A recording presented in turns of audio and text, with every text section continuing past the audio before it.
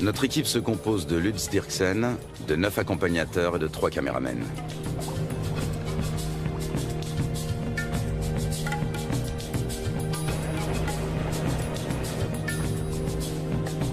Même en pleine saison sèche, le niveau de l'eau est toujours très élevé. C'est de plus en plus souvent le cas ces dernières années. Pas un seul banc de sable isolé où les animaux pourraient prendre le soleil. Apercevoir des anacondas s'annonce difficile. Le grand anaconda, aussi appelé anaconda vert, vit à l'est des Andes, près des grands systèmes hydrologiques.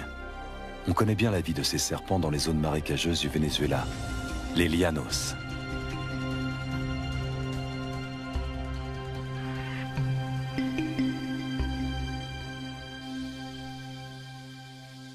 Là-bas, les anacondas mesurent rarement plus de 4,5 mètres de long. Leur proie préférée, ce sont les capybaras, les plus grands rongeurs au monde dont les dimensions peuvent atteindre celles d'un chien berger.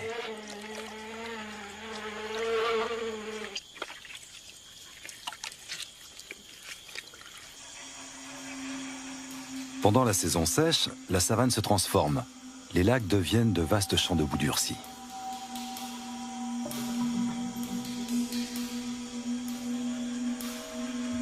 Difficile pour un anaconda de plus de 4 mètres de trouver un point d'humidité qui lui permettra de supporter la chaleur.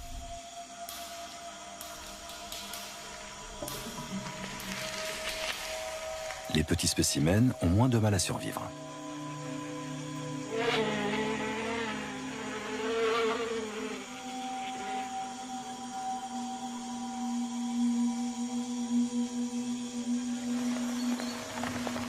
Début avril, la saison sèche touche à sa fin et les premières gouttes d'eau se transforment vite en pluie torrentielle. En à peine quelques jours, les étendues asséchées se gorgent d'eau.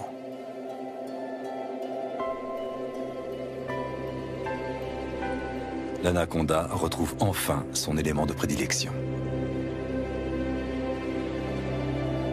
De toutes parts, la savane verdit et renaît à la vie.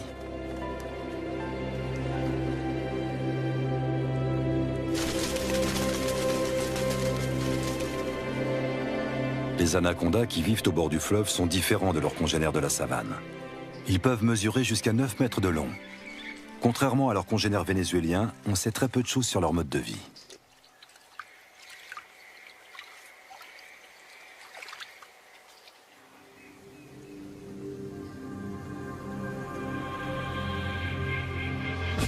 Notre première journée de voyage touche à sa fin à Riwa, le dernier village qui borde la rivière. Un monde sauvage nous attend ensuite.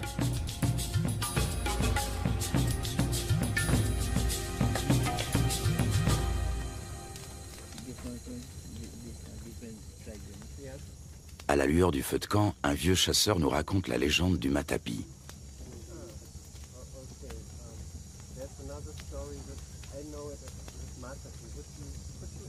Cet ustensile permet aux femmes d'extraire le jus toxique du manioc. L'idée en est venue à un chasseur alors qu'il observait un anaconda en train de se nourrir. Il a conçu une clé faite de lianes qui imite les mouvements de contraction du serpent en train d'avaler sa proie.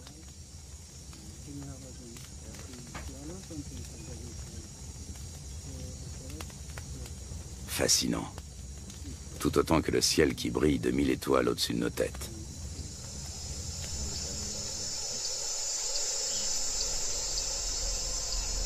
Le grand anaconda appartient à la famille des Boidae. Il tue en enroulant étroitement son corps musculeux autour de sa victime jusqu'à ce qu'elle meure étouffée. Ses dents sont orientées vers l'arrière, ce qui lui permet de la maintenir, sans toutefois la découper. Il n'a donc pas d'autre choix que de l'engloutir en une seule fois.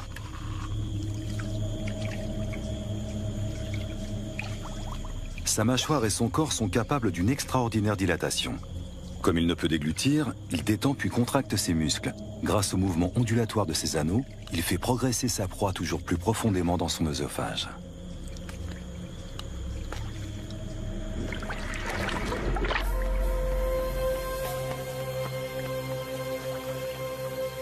Un groupe de becs en ciseaux prend son envol dans la lumière du petit matin.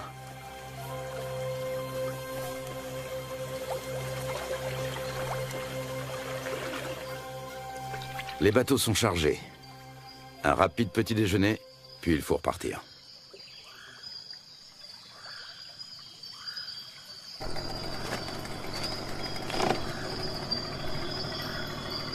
Encore 3 longues journées de bateau nous attendent.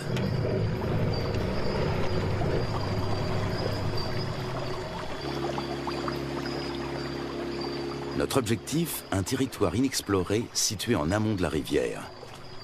Il y a 2 ans, des chasseurs y ont observé des anacondas de plus de 6 mètres de long. Lutz Dirksen a l'intention de remonter cette piste. Il souhaite également réaliser la cartographie des espèces que l'on peut rencontrer dans la région. Plus nous progressons et plus la nature nous semble vierge.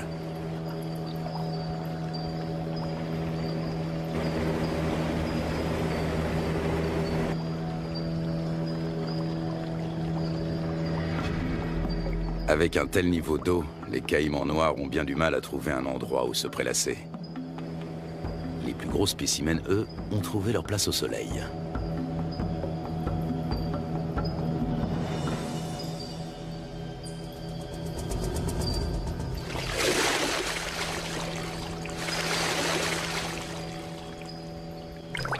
Le caïman noir est le plus gros prédateur du continent.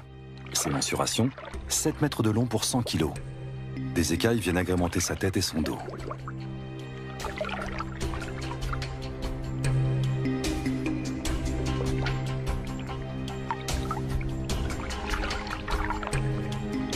La peau cuirassée de son ventre et de sa gorge est particulièrement épaisse et dure. Sa mâchoire supérieure est typique de son espèce. Toute dent qui tombe repousse invariablement. Les petits points qui ornent son museau sont autant de récepteurs ultrasensibles qui lui permettent de localiser ses proies. Au fil de l'évolution, les crocodiliens, dont font partie les caïmans, ont su imposer leur domination. Après plusieurs heures de trajet, une pause est la bienvenue. C'est Lutz Dirksen qui tient le journal de l'expédition. Ses observations précises sur les espèces rencontrées lui seront plus tard d'une grande utilité. Notre campement sur la rive a éveillé l'intérêt des caïmans. Prudemment, mais non sans une certaine curiosité, ils viennent y voir de plus près.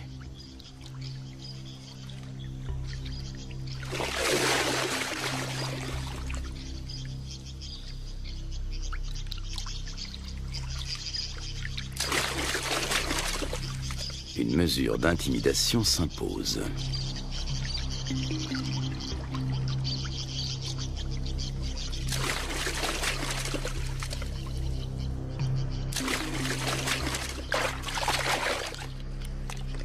Dans l'eau, le caméraman se fait tout petit.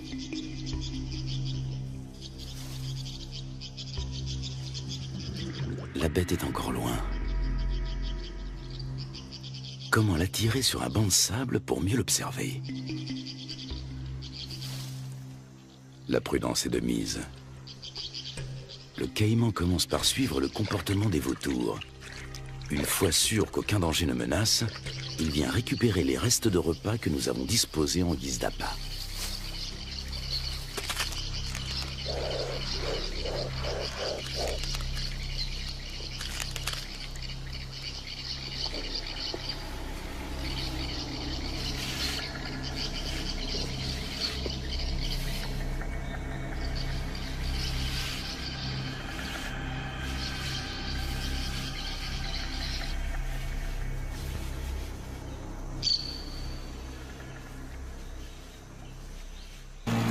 Le voyage reprend à bord de nos 3 bateaux. Dans ce virage, la rivière a creusé une profonde entaille dans la berge et coule désormais tout droit. Des vestiges de l'ancienne berge se dressent encore au milieu du courant qui se renforce. Les moteurs des bateaux sont soumis à rude épreuve. Les limites des rivières sauvages varient souvent, formant de multiples bras morts et des étangs.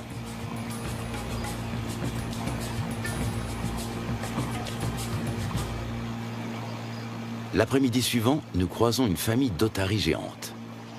Les Indiens les attirent grâce à un cri bien particulier.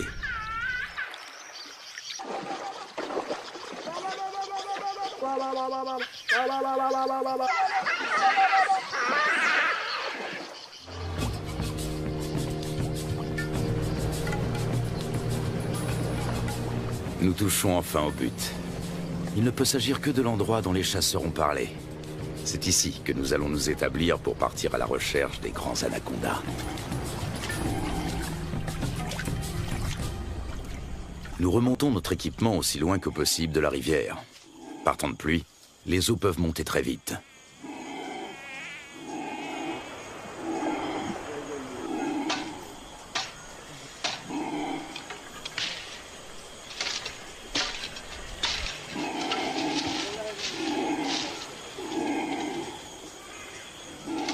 Sous les cris de protestation des singes hurleurs, nous installons 4 bâches imperméables.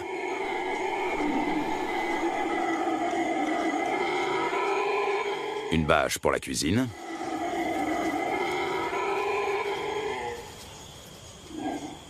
Une pour l'équipement de tournage. Et 2 pour nos hamacs.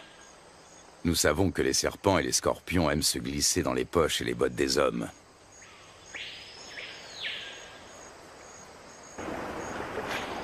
Du poisson frais vient compléter nos rations de riz, de pâtes et de haricots.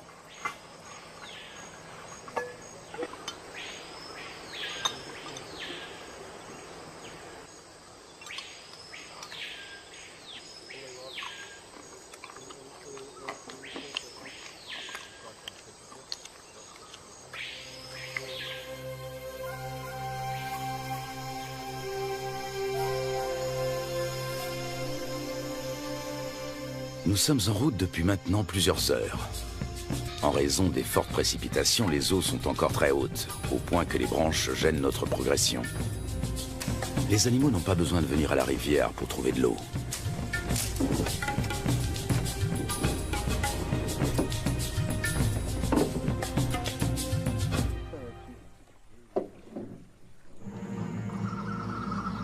Durant la saison des pluies, les anacondas suivent l'eau jusque dans la forêt. Ils passent toute leur vie dans les marécages. Même leur venue au monde a lieu en milieu aquatique. Dans le corps de leur mère, les embryons grandissent à l'intérieur des œufs. Lorsque ceux-ci sont prêts à éclore, les jeunes s'extirpent de la coquille avant d'être sortis du ventre de la mère. Ils naissent ensuite sous forme de petits serpents parfaitement développés. Ils sont tout de suite dans leur élément. Le nombre de jeunes dépend du gabarit de la mère. Chez une grande femelle, une portée peut compter plus de 80 serpenteaux.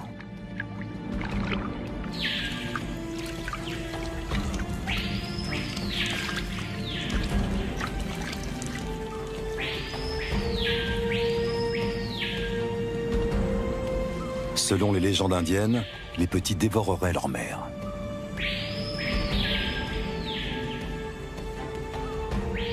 Un certain nombre de serpenteaux s'éloignent quelques minutes à peine après leur naissance. Ce sont déjà des prédateurs à part entière avec un redoutable instinct de chasseur.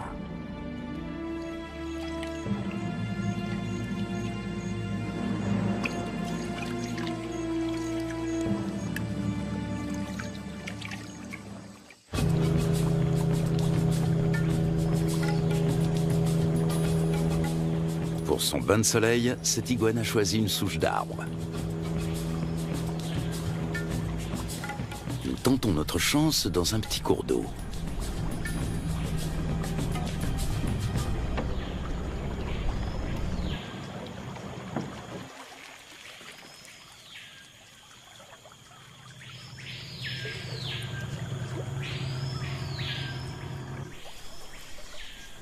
Aux aguets, notre capitaine a repéré un mouvement et attrapé le responsable.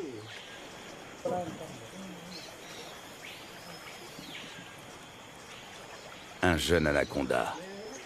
Il fait près d'1 mètre de long et est âgé de seulement quelques semaines. Sa première mue le rend quelque peu apathique.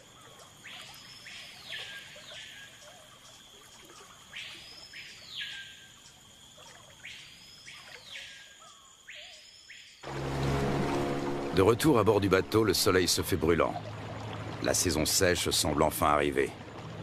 Il faudra toutefois attendre plusieurs jours pour que le niveau des eaux baisse.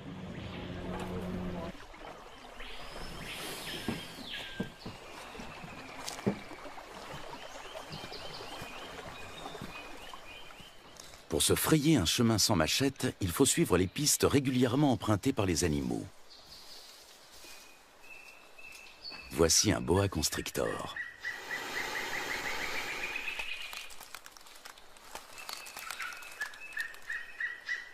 Nous sommes trop grands pour lui servir de proie, mais cela ne l'empêche pas d'essayer de nous intimider. Lutz Dirksen connaît bien le comportement des serpents. D'une main experte, il attrape doucement mais fermement l'animal derrière la tête. Le boa constrictor est un cousin terrestre de l'anaconda. Celui-ci mesure près de 3 mètres. Il s'agit clairement d'une femelle.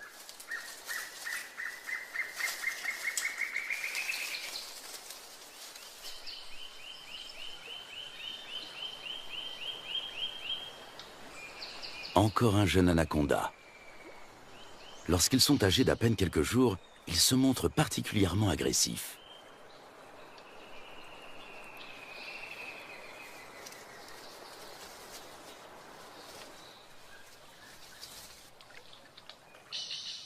De retour au camp, Lutz Dirksen complète son journal.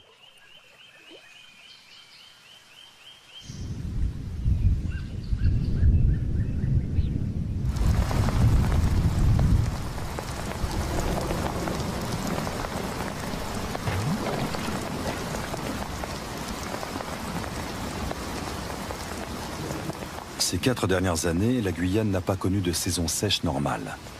Le manioc a même pourri sur pied. À l'origine de cela, les phénomènes météorologiques tels que la Niña et le réchauffement climatique.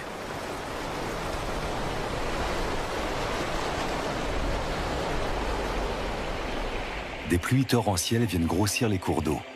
En quelques heures à peine, le niveau peut monter de plusieurs mètres.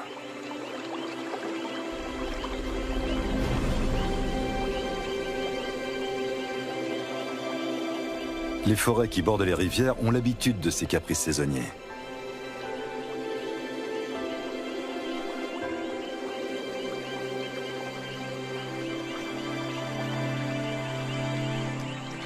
Les caïmans suivent eux aussi l'eau dans la forêt.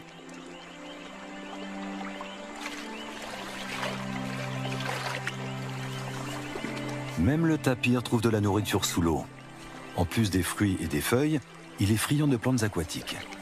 Il faut dire que dans l'ombre des sous-bois, ce gros ongulé peine à trouver de quoi se nourrir correctement.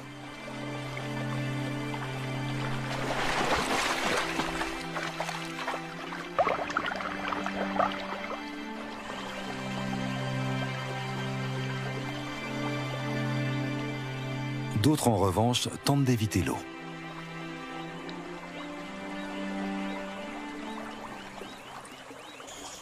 Au beau milieu de la nuit, le niveau d'eau a encore subitement monté de plus de 3 mètres.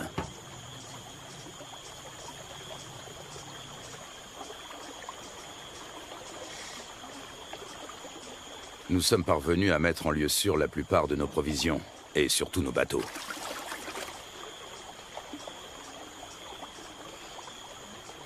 Il faut dresser maintenant le bilan des dommages.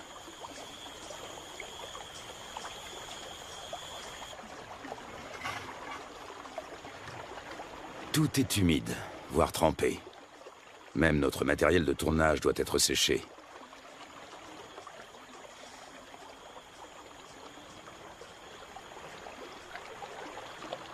Continuer ou faire demi-tour? Telle est la question. Si nous voulons rester, il nous faut un campement en amont des cascades. À condition de venir à bout de celle-ci.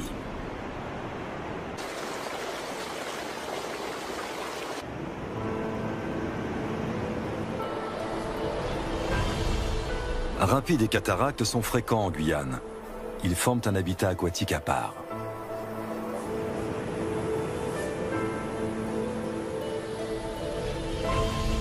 Les vautours s'attribuent les victimes de noyades.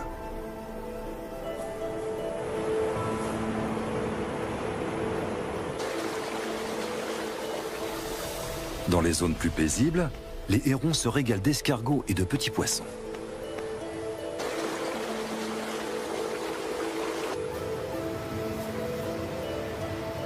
Les loutres géantes, elles, aiment chasser dans les remous poissonneux.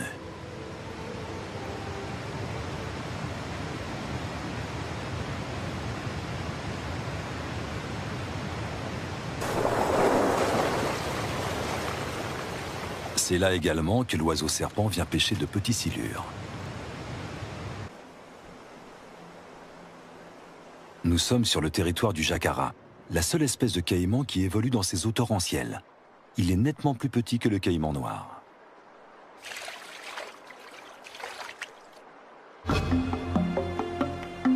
Après en avoir débattu, la décision est enfin prise. L'équipe va se séparer. Un bateau va prendre le chemin du retour.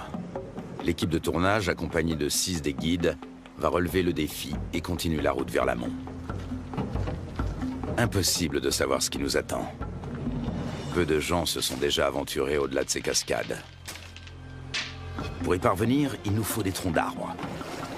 Ils vont nous servir à faire avancer les bateaux tout en protégeant leurs coques. Chacun d'entre eux pèse près de 300 kilos.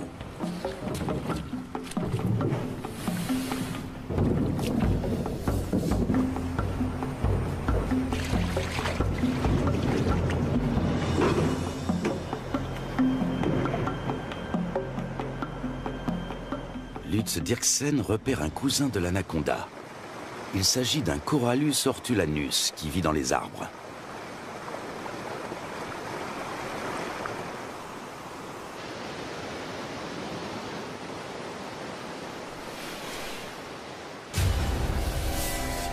Ce boa de couleur verte est connu pour son agressivité, mais fort heureusement, il n'est pas venimeux. Lorsqu'il attaque, il se cramponne à sa proie.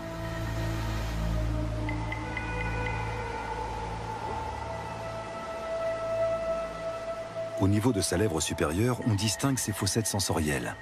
Il s'agit de détecteurs de chaleur qui l'aident à repérer ses victimes, même de nuit.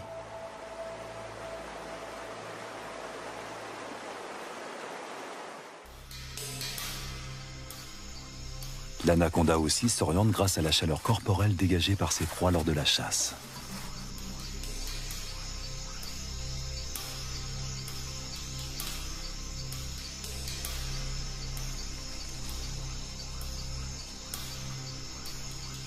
Peut-être distingue-t-il le paca comme à travers une caméra infrarouge.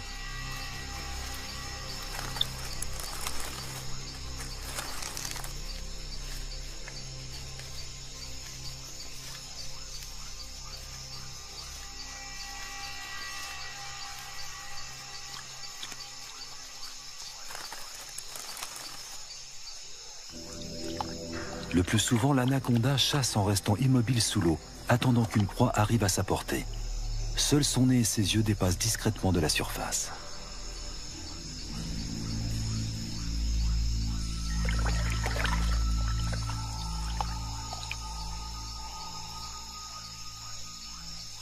Avec sa langue fourchue, il détecte la moindre odeur.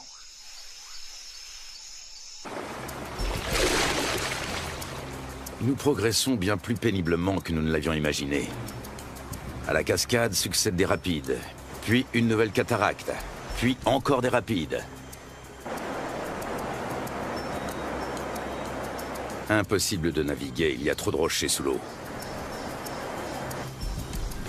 Le doute commence à s'installer.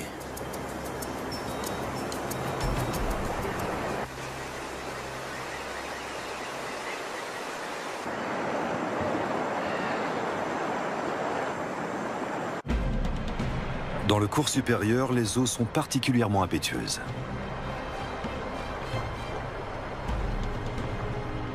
Jalonnés d'îlots et de rochers, de nombreux rapides se frayent un chemin à travers la contrée sauvage. Souvent, ils sont impraticables sur plusieurs kilomètres.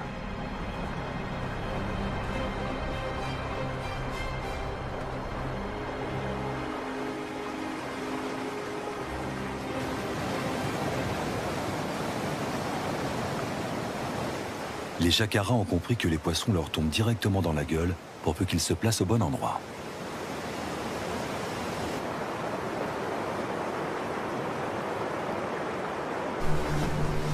Au bout d'à peine quelques centaines de mètres, une nouvelle cataracte nous ferme le passage. Une fois de plus, impossible de passer.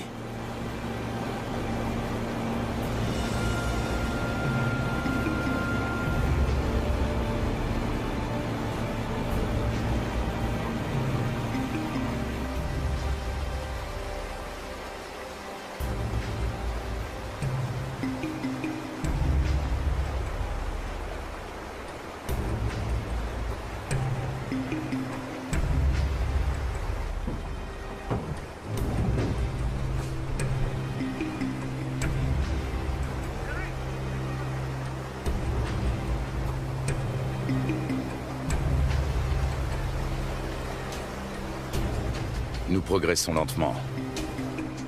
Souvent, la voie se referme et il faut rebrousser chemin pour tenter notre chance dans un nouveau bras.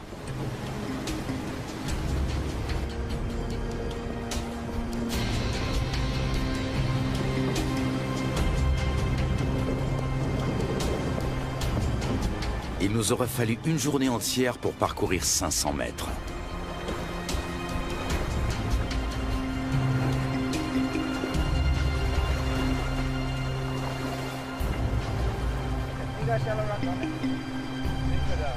Alors que nous nous apprêtons à renoncer, le fleuve change de visage pour redevenir enfin navigable.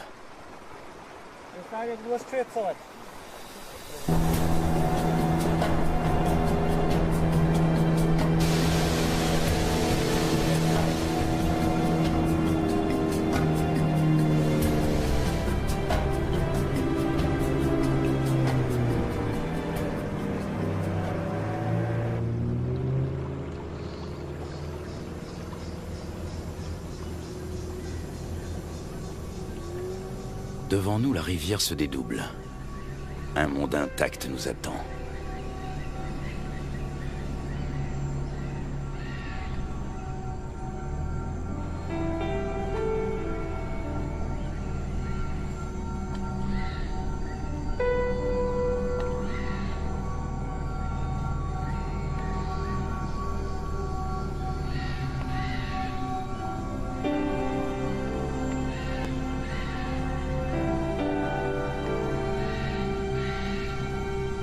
Le lendemain, un nouveau campement est monté. Cette fois, nous espérons être à l'abri des eaux.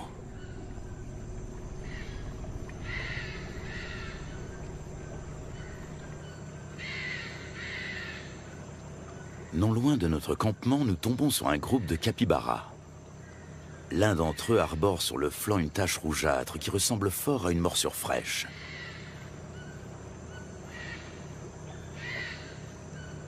Les rongeurs ne semblent pas gênés par notre présence. Ailleurs, ils se montrent plus farouches. Ici, ils ne redoutent que le jaguar et l'anaconda. Et puis, au milieu d'un enchevêtrement de branches, il est là, immobile. Il a pourtant perçu notre présence depuis un bon moment.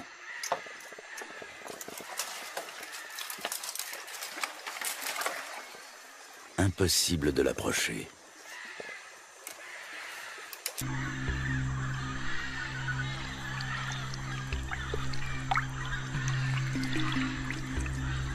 L'accouplement peut durer jusqu'à 4 semaines.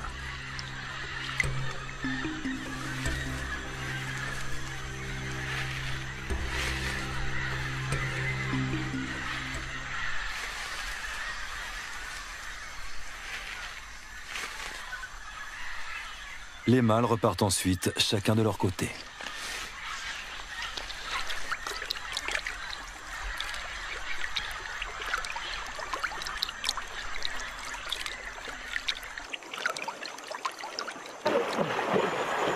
Soudain, nous faisons une découverte de taille. Un serpent géant tout près de la rive.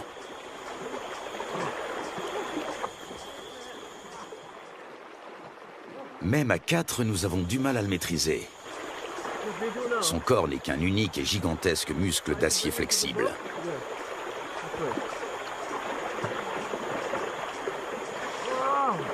Il doit avoisiner les 200 kilos. Il s'agit d'une femelle.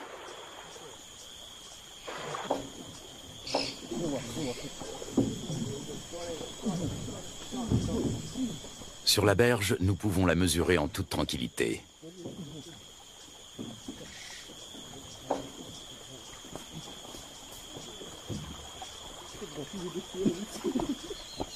Un sac sur la tête devrait la calmer. Un moyen qui a fait ses preuves.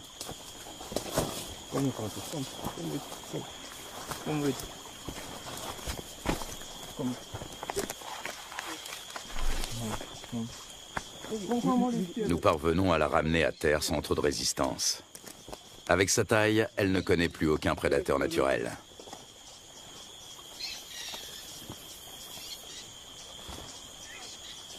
Certes, elle n'est pas venimeuse, mais elle sait se défendre.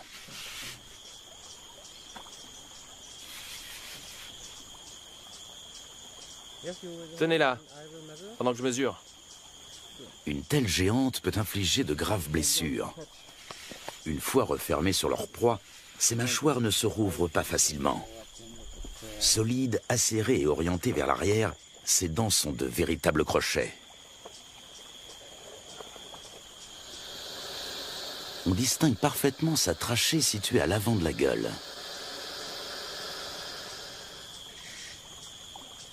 Elle lui permet de respirer pendant qu'elle avale lentement ses victimes.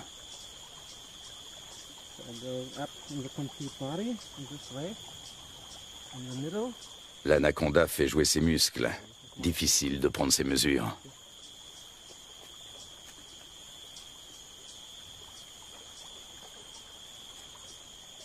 Cette femelle est nettement plus imposante que tous les autres anacondas que nous avons rencontrés au cours de notre voyage. Lutz doit s'y reprendre à plusieurs reprises.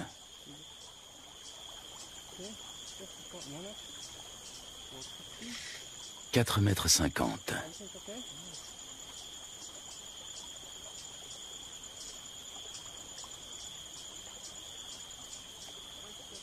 « 5,70 m. La bête mesure près de 6 mètres. Un sacré morceau.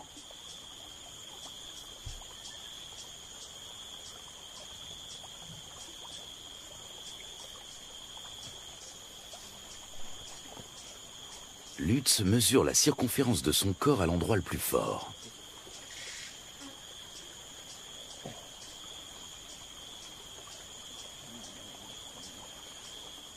« 63 cm. Il s'assure que le dessin de ses écailles correspond bien aux descriptions scientifiques du grand anaconda.